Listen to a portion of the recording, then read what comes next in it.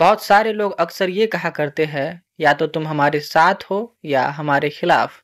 लेकिन क्या दुनिया सच में इतनी दो टूक है, जहाँ किसी विषय को सिर्फ दो विकल्पों तक सीमित कर दिया जाता है, जबकि वास्तविकता कहीं ज्यादा जटिल होती है। यह तर्कसंगत सोच को बांधने और चर्चा को सीमित करने की एक चाल है। फॉल्स डायकोटमी एक लॉजिकल फैलेसी है, एक भ्रम। या तो ये होगा या तो वो होगा, इस प्रकार का ये फंदा है। या तो तुम धार्मिक हो या फिर नैतिक नहीं हो सकते। या तो तुम सरकार के साथ हो या देश के खिलाफ। या तो तुम विज्ञान को मानो या भावनाएं खो दो। ऐसे वाक्य सोचने की स्वतंत्रता को छीन लेते हैं। वे विकल्पों की दुनिया को द्वैत बाइनरी बना देते हैं, सिर्फ काला या सफेद, जबकि जिंदगी में तो हजारों रंग होते हैं। फॉल्स डायकोटमी में तीसरा विकल्प को नजरअंदाज कर दिया जाता है। उदाहरण के लिए, कोई धार्मिक ना हो फिर भी नैतिक हो सकता है। कोई सरकार की आलोचना करे फिर भी देशभक्त हो सकता है। कोई भावनात्मक हो फिर भी वैज्ञानिक सोच रख सकता है। यानी दूसरे विकल्प को अस्वीकार करने का मतलब यह नहीं कि पहला ही सही है।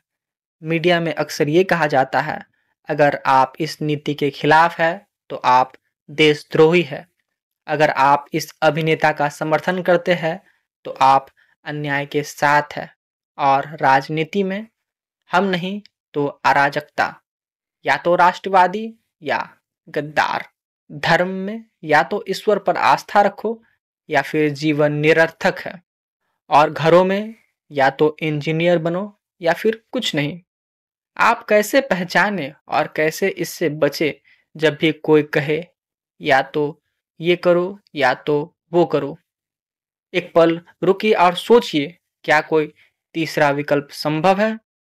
अक्सर सच इन दोनों के बीच कहीं छिपा होता है, ग्रे जोन में। पूछिए, क्या केवल दो ही रास्ते हैं या कुछ और भी संभावनाएं हो सकती है?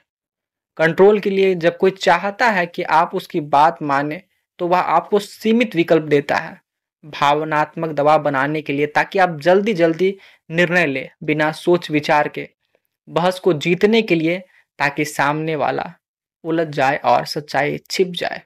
तुम हमारे साथ नहीं हो मतलब तुम हमारे खिलाफ हो, यह कहने वाला आपकी स्वतंत्र सोच से डरता है। या तो धर्म या नैतिकता नहीं। नैतिकता मानव विवेक और सह अस्तित्व से भी आती है। या तो देशभक्ति या विरोधी, जबकि आलोचना लोकतंत्र की जान होती है। या तो विज्ञान या इंसानियत, वैज्ञानिक सोच में भी करुणा शामिल हो सकती है। या तो सफलता या असफलता, जबकि विफलता भी सीखने का हिस्सा होती है। फॉल्स डायकोटमी को पहचानना यानी दिमाग को बंधनों से मुक्त कराना। हमेशा दो ही रास्ते हो यह जरूरी नहीं। कभी कभी रास्ता हम खुद बनाते हैं। फॉल्स डायकोटमी हमें आसान जवाब देती है, लेकिन अक्सर गलत। जीवन, तर्क और नैतिकता को दो विकल्पों में मत बांधिए, क्योंकि तीसरा रास्ता अक्सर सबसे ज्यादा मानवीय होता है। सुनने के लिए धन्यवाद। मिलते हैं अगले विचार के साथ।